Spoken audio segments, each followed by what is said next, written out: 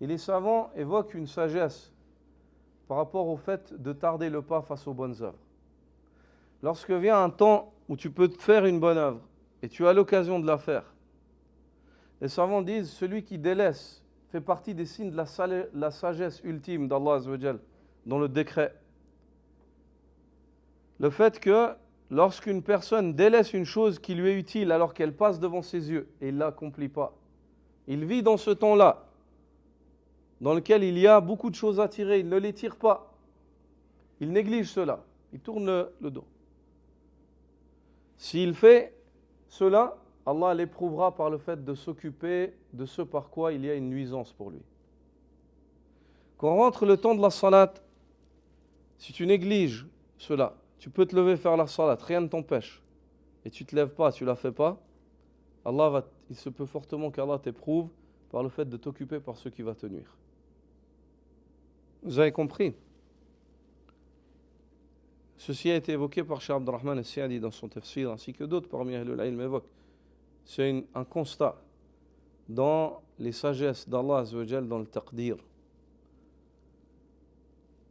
Lorsque l'homme néglige un bien qui lui passe devant le nez alors qu'il pourrait s'en accaparer, il se peut qu'Allah, pour sa négligence, l'éprouve par le fait de s'occuper par ce qui va lui nuire. Par ce qui va lui nuire. وفي الحديث عن أنس بن مالك رضي الله تعالى عنه قال رسول الله صلى الله عليه وسلم افعلوا الخير دهركم. Anas ibn Malik, qu'Allah l'agrée, dit, le prophète sallallahu alayhi wa sallam a dit, faites le bien durant toute votre vie. Dahrakum. Le fait de faire le bien, ce n'est pas un projet d'un mois, ce n'est pas un projet d'une année, ce n'est pas un projet d'un jour. C'est un projet d'une vie. If'alul khayra dahrakum. Faites le bien durant toute votre vie. Wa ta'arradu li nafahati rahmatillah. Et par cela, exposez-vous. Exposez-vous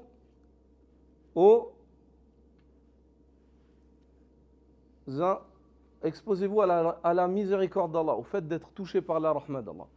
Faites le bien en espérant à chaque bien être atteint par la miséricorde d'Allah. فَإِنَّ لِلَّهِ نَفَحَاتٍ مِّن رَحْمَتِهِ يُصِيبُ بِهَا مَن يَشَاءُ مِنْ عِبَادِهِ. Car Allah subhanahu wa ta'ala possède des extraits de sa miséricorde par laquelle il atteint qui il veut parmi ses serviteurs. Mais toi, tu dois les rechercher.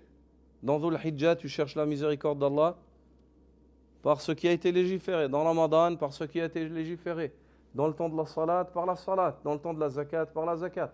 Tu fais cela à la recherche de la miséricorde d'Allah, en espérant être atteint par la rahman d'Allah Azza wa Jal.